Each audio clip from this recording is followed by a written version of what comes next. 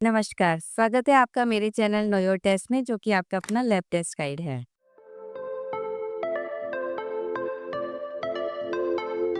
आज हम बात करने वाले हैं कैल्शियम और आयनाइज्ड कैल्शियम टेस्ट की और इसके पीछे छुपे साइंस और इसके सिम्टम्स की कहानी। तो चलिए शुरू करते हैं। ज्यादातर लोग सोचते हैं कि कैल्शियम हमारे शरीर का सीमेंट है, लेकिन सच्चाई ये है कि ये हमारे शरीर का सीमेंट, कम्युनिकेशन सिस्टम और करंट भी है। तो चलिए मिलते हैं इस मिनरल से, जो कि हमारे दिल, दिमाग और मसल में बिना छुट्टी के हर टाइम काम करता है। अब ये कैल्शियम आता कहाँ से है? कैल्शियम मेनली हमारे खाने से आता है, जिसमें दूध, दही, पनीर, चीज, green leafy vegetables, broccoli, cabbage, ओकरा, इन सब चीजों से हमें कैल्शियम अच्छी मात्रा में मिलता है। पालक में भी कैल्शियम अच्छी मात्रा में होता है, लेकिन क्योंकि वो डाइजेस्ट नहीं हो पाता, एब्जॉर्ब नहीं हो पाता, तो वो हमारे किसी काम का नहीं है। इसके अलावा सोयाबीन, टोफू, रागी, ये सब भी रिच होते हैं कैल्शियम में। और रागी में किसी भी डेयरी प्रोडक्ट से ज्यादा कैल्शियम होता है, मतलब रागी के 100 ग्राम में 350 मिलीग्राम कैल्शियम होता है। और कुछ नट्स जैसे कि बादाम, पिस्ता, इनमें भी कैल्शियम की मात्रा काफी ठीक होती है। लेकिन ये सारी चीजें खाने से ऐसा नहीं है कि कैल्शियम एब्जॉर्ब हो गया, क्योंकि कैल्शियम को एब्जॉर्ब कराने के लिए विटामिन डी की बहुत जरूरत होती है। इसका डिटेल एक्सप्लेनेशन आप विटामिन डी वाली वीडियो में देख सकते हैं। तो फ्रेंड्स, अगर विटामिन डी आपका कम है तो आप चाहे बाल्टी भर लो, लेकिन आपका कैल्शियम एब्जॉर्ब ही नहीं हो पाएगा। मिसेस जोशी 45 साल की, रोजाना दूध पीती थी और कैल्शियम की गोलियां भी खाती थी, लेकिन फिर भी उनके शरीर में हमेशा थकावट रहती थी, पैरों में खिंचाव रहता था। फिर जब उन्होंने लैब में टेस्ट कराए तो उनका विटामिन डी 9 नैनोग्राम पर एमएल था और कैल्शियम 8.4 मिलीग्राम पर डीएल था। मतलब कि विटामिन डी की कमी की वजह से उनका कैल्शियम एब्जॉर्ब ही नहीं हो पा रहा था। और ये सारा जो कैल्शियम हम खाते हैं, ये एब्जॉर्ब कैसे होता है? जब भी हमारी बॉडी को कैल्शियम की ज्यादा जरूरत होती है, जैसे कि बोन ग्रोथ, जैसे बच्चों में बोन ग्रोथ की जरूरत होती है, उस टाइम पर कैल्शियम का एक्टिव एब्जॉर्प्शन होता है, जिसमें विटामिन डी मदद करता है। ये विटामिन डी इंटेस्टाइनल सेल्स के प्रोटीन को एक्टिवेट कर देता है, जिससे कि कैल्शियम का एब्जॉर्प्शन हो जाता है। अब कुछ फूड्स ऐसे भी हैं जो कि कैल्शियम के एब्जॉर्प्शन को रोकते हैं, जैसे कि पालक, चुकंदर के पत्ते। इनमें क्योंकि ऑक्जेलिक एसिड होता है, जो कैल्शियम के साथ बाइंड होकर के कॉम्प्लेक्स बना देता है। या फिर व्हीट और ओट्स, इन सब में फाइटिक एसिड होता है, और ये फाइटिक एसिड कैल्शियम से बाइंड होकर एक इनसॉल्युबल कॉम्प्लेक्स बना देता है, जिसकी वजह से ये कैल्शियम हमारी बॉडी में एब्जॉर्ब नहीं हो पाता। इसके अलावा अगर आप हाई प्रोसेस्ड फूड ले रहे हैं, coffee, alcohol, Cola, soft drink ले रहे हैं, तो ये सब चीजें भी कैल्शियम के एब्जॉर्प्शन को कम करती हैं। और अगर आप हाई सॉल्टी स्नैक्स लेते हैं तो ये कैल्शियम के एक्सक्रीशन को बढ़ा देती हैं, और इन सब की वजह से कैल्शियम हमारी बॉडी में कम हो जाता है। और मेनोपॉज और स्ट्रेस की वजह से भी कैल्शियम का एब्जॉर्प्शन रिड्यूस हो जाता है। अब इस कैल्शियम के नॉर्मल लेवल्स क्या होते हैं हमारी बॉडी में? हमारी बॉडी में इस कैल्शियम के नॉर्मल लेवल्स होते हैं 8.5 टू 10.4 मिलीग्राम पर डीएल, लेकिन ये रेंज डिफरेंट लैब्स में वेरी कर सकती है। लेकिन अगर इसके लेवल्स 7.5 टू 8.4 के बीच में आते हैं तो मतलब माइल्ड कैल्शियम डेफिशिएंसी है, और अगर 7 मिलीग्राम पर डीएल से नीचे चले गए, इसका मतलब ये इमरजेंसी भी हो सकती है। और अगर कैल्शियम के लेवल्स बढ़ जाए, मतलब कि 10.4 से 11.4 के बीच में आ जाए, तो इसे हाइपर कैल्शियमिया कहा जाता है। लेकिन अगर इसके लेवल्स 14 से ज्यादा हो जाए तो ये भी एक इमरजेंसी हो सकती है। इस तरह से कैल्शियम के लेवल्स एक सी-सॉ की तरह होते हैं, जिसका बैलेंस बनाना बहुत जरूरी है। अगर कम हो जाए मतलब हाइपोकैल्सीमिया, और अगर ज्यादा हो जाए मतलब हाइपरकैल्सीमिया, दोनों ही नुकसानदायक हो सकते हैं। और इस कैल्शियम के एब्जॉर्प्शन के बाद इसका कुछ पार्ट एल्बुमिन या प्रोटीन से बाइंड हो जाता है, और मेजर इसका पार्ट बोन्स में जाके स्टोरेज होता है। कुछ ही पार्ट इसका फ्री फॉर्म में रहता है, जिसे आयनाइज्ड कैल्शियम कहा जाता है। यही इसका एक्टिव फॉर्म होता है, और इसके लेवल्स भी बहुत नैरो रेंज में मेंटेन करने होते हैं। इसके नॉर्मल लेवल्स होते हैं 4.2 टू 5.4 मिलीग्राम पर डीएल। अब सवाल ये उठता है कि हमारी बॉडी किस तरह से इस कैल्शियम के नॉर्मल लेवल, जो कि बहुत नैरो रेंज में है, उसको मेंटेन करती है। तो इसके मेंटेनेंस के लिए हमारी बॉडी दो तरह के हार्मोन सिक्रेट करती है। एक होता है पैराथायरॉयड हार्मोन और एक होता है कैल्सिटोनिन। कैल्सिटोनिन हमारी थायराइड ग्रंथि से सिक्रेट किया जाता है। जब भी हमारे ब्लड में कैल्शियम का लेवल बढ़ जाता है तो ये कैल्सिटोनिन सिक्रेट हो जाता है, और ये कैल्सिटोनिन वापस से कैल्शियम को बोन्स में डिपॉजिट कर देता है, या किडनी से इसका एक्सक्रीशन बढ़ा देता है और ब्लड में इसके लेवल्स को वापस नॉर्मल पे ले आता है। लेकिन अगर हमारे ब्लड में कैल्शियम के लेवल्स कम हो जाएं तो पैराथायरॉयड हार्मोन रिलीज होता है। ये पैराथायरॉयड हार्मोन हमारी थायराइड ग्रंथि के पीछे स्थित 4 छोटी छोटी सी पैराथायरॉयड ग्रंथि से सिक्रेट होता है, और ये पैराथायरॉयड हार्मोन वापस से बोन से कैल्शियम को रीअब्जॉर्ब करवा करके ब्लड में लाता है और किडनी से भी इसका रीअब्जॉर्प्शन बढ़ा देता है, जिससे कि ब्लड में कैल्शियम के लेवल्स वापस से बढ़ करके नॉर्मल की साइड हो जाते हैं। इस तरह से ये कंटिन्यूअस डायनेमिक प्रोसेस होता है, जिसमें बोन का रिसॉर्प्शन, बोन की रिमोडलिंग, बोन में वापस डिपोजिशन, इन सब के थ्रू ये दोनों हार्मोन, पैराथायराइड हार्मोन और कैल्सिटोनिन, ब्लड में कैल्शियम के लेवल्स को मेंटेन करके रखते हैं और उसी से हमारे सारे सेलुलर फंक्शंस होते हैं। और ये जो आयनाइज कैल्शियम फ्री फॉर्म में होता है, यही असली हीरो होता है, जो कि हमारी मसल्स के कॉन्ट्रैक्शन को, हमारी हार्ट मसल के कॉन्ट्रैक्शन को मैनेज करता है और साथ ही नर्व्स के सिग्नल्स को भी कंट्रोल करता है। अगर किसी पेशेंट में लीवर या किडनी डिजीज की वजह से एल्बुमिन या प्रोटीन के लेवल कम हो जाए, तब ये आयनाइज कैल्शियम टेस्ट बहुत जरूरी होता है। और ये जो सारा कैल्शियम होता है, इसका 99% हमारी बोन्स में और हमारे टीथ में जाके डिपोजिट हो जाता है। यही हमारी टीथ और बोन्स को स्ट्रेंथ प्रोवाइड करता है। और इसके अलावा जो आयनाइज कैल्शियम या थोड़ा बहुत जो फ्री कैल्शियम होता है, वो हमारी सेल्स में जाकर के सेलुलर फंक्शंस परफॉर्म करता है। तो इस कैल्शियम के मेन फंक्शंस क्या क्या हो गए? सबसे इंपॉर्टेंट फंक्शन होता है इसका मसल कॉन्ट्रैक्शन करना। इसी की वजह से हमारी मसल सिकुड़ती और फैलती है और हम अपनी डेली के काम कर पाते हैं। इसके अलावा इसी तरह से ये कार्डियक मसल के कॉन्ट्रैक्शन में भी हेल्प करता है, तो हमारी हार्ट की नॉर्मल पंपिंग हो पाती है। और इसके साथ ये नर्व इम्पल्स कंडक्शन भी करता है, मतलब ये ब्रेन को सिग्नल भी पहुंचाता है। साथ ही ये हार्मोन्स को भी सिक्रीट करवाता है। और इसका एक और इम्पोर्टेंट फंक्शन होता है, जब भी हमारे शरीर से ब्लीडिंग होती है या चोट लगती है, तो खून का थक्का बनाने में भी कैल्शियम मदद करता है, क्योंकि ये क्लोटिंग फैक्टर बनाने में मदद करता है। तो इस तरह से ये कैल्शियम मल्टीटास्कर है, मतलब हमारी पूरी बॉडी के सिस्टम को चलाने वाला है। इसके बिना तो हमारे शरीर का सर्वर डाउन ही हो जाएगा। अब ये कैल्शियम कम होने के क्या क्या कारण हो सकते हैं?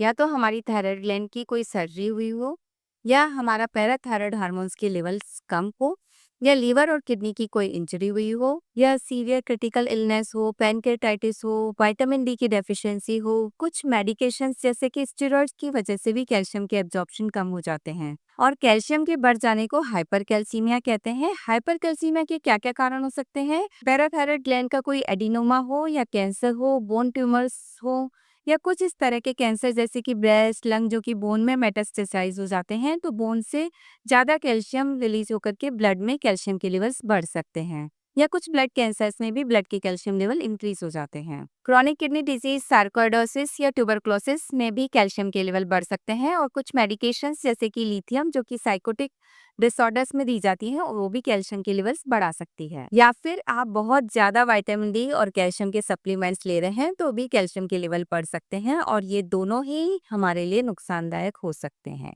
तो हमें एक बैलेंस बनाकर रखना बहुत जरूरी है। अब ये हाइपोकैल्शियमा के क्या क्या सिम्टम्स हो सकते हैं, जिससे हम इन्हें आइडेंटिफाई कर सकें? अगर हमारा कैल्शियम 8.5 मिलीग्राम पर डीएल से नीचे चला जाए, तो हमारा शरीर भी अलार्म देने लगता है। मतलब कि सबसे पहले हमें मसल क्रैम्प्स आने लगते हैं, मसल्स में पेन और स्टिफनेस होने लगती है, जो कि मेनली हैंड्स में, लेग्स और फीट की मसल्स में होने लगती है। हमारी हार्ट बीट इरेगुलर हो जाती है, हाथ पैरों में झनझनाहट होने लग जाता है, सूनापन आने लग जाता है, जो कि मेनली फिंगर टिप्स पर, टोस पर और मुंह के अराउंड हो सकता है। हमें चिड़चिड़ापन हो सकता है, घबराहट हो सकती है, हमारी स्किन बिल्कुल ड्राई हो सकती है, नेल्स ब्रिटल हो जाते हैं, मतलब जल्दी टूटने लग जाते हैं, और हमारे मूड स्विंग्स भी होने लगते हैं, जिसमें हमें डिप्रेशन भी आ सकता है। और अगर सीवियर हाइपोकैल्सीमिया हो, तो हमारे थ्रोट की मसल्स स्पाज्म होने लगती हैं, जिससे हमें ब्रीदिंग डिफिकल्टी होती है, जिसे लैरिंगोस्पाज्म कहा जाता है, और ये एक मेडिकल इमरजेंसी है। इसके अलावा फिट्स आ सकते हैं, हमारी हार्ट बीट बहुत ज्यादा इरेगुलर हो सकती है, कंफ्यूजन और कोमा की स्टेट भी आ सकती है। और बहुत सीवियर डेफिशिएंसी हो, तो हमारे मसल्स में भी स्पाज्म बहुत ज्यादा सीवियर आ सकता है। और इसको देखने के लिए अगर हम ब्लड प्रेशर कप बांधते हैं और उसको इन्फ्लेट करते हैं, तो हमारे हाथ में इस तरह से स्पाज्म आ जाता है। इसे कार्पल स्पाज्म कहा जाता है, और इस बीमारी को टिटनी कहा जाता है। अब मैं आपको कुछ रियल लाइफ स्टोरीज सुनाती हूँ। ये है मिस्टर रोहन, 32 साल के। इनके हाथ पैरों में झटके आने लगे थे, मसल क्रैम्प्स होने लगे थे, और इन्हें थकान रहने लगी थी, और ये जिंक के सप्लीमेंट अपने आप से ले रहे थे। फिर जब इन्होंने लैब के टेस्ट कराए, तो इनका विटामिन डी 11 नैनोग्राम पर ml था, और इनका कैल्शियम 7.4 मिलीग्राम पर डीएल था। क्योंकि इनके सप्लीमेंट्स में हाई फॉस्फेट था, और ये हाई फॉस्फेट कैल्शियम के साथ बाइंड होकर एक इनसॉल्युबल कॉम्प्लेक्स बना रहा था, जो जिसकी वजह से कैल्शियम एब्जॉर्ब नहीं हो पा रहा था। इस वजह से इनको कैल्शियम डेफिशिएंसी हुई, मतलब हाइपोकैल्सीमिया हो गया। तो मॉरल ये है कि इंटरनेट से नहीं, डॉक्टर से सलाह लीजिए। और अगर आपका कैल्शियम 10.5 मिलीग्राम पर डीएल से ऊपर चला जाए, मतलब हाइपरकैल्सीमिया हो जाए, तो भी परेशानी है।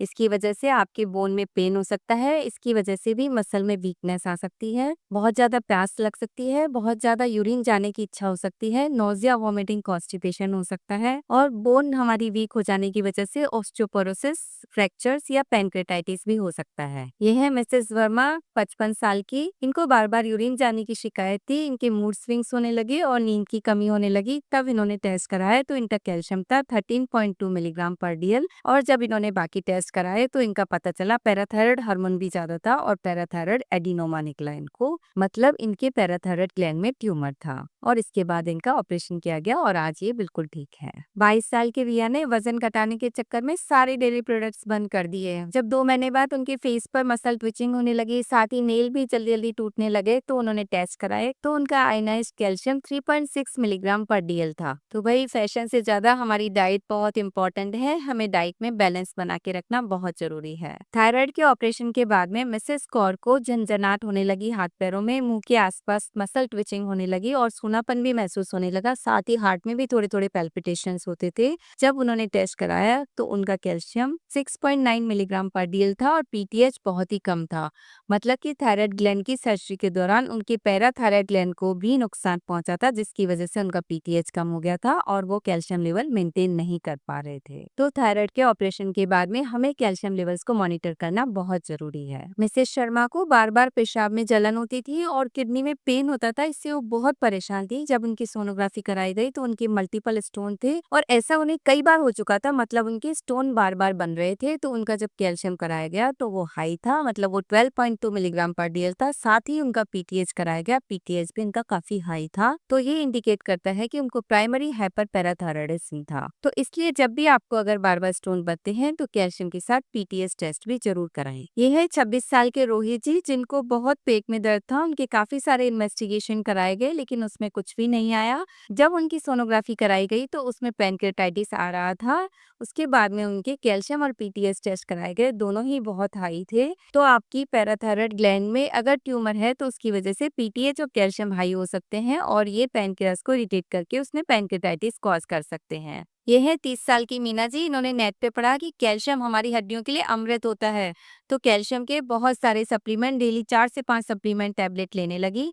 फिर जब 1 महीने के बाद में इनको चक्कर आने लगे, नोजिया, कॉन्स्टिपेशन की शिकायत होने लगी, तब इन्होंने अपने टेस्ट कराए तो इनका कैल्शियम 11.5 मिलीग्राम पर डीएल था और साथ ही इनका क्रिएटिनिन भी 1.5 मिलीग्राम पर डीएल, मतलब बॉर्डरलाइन हाई था।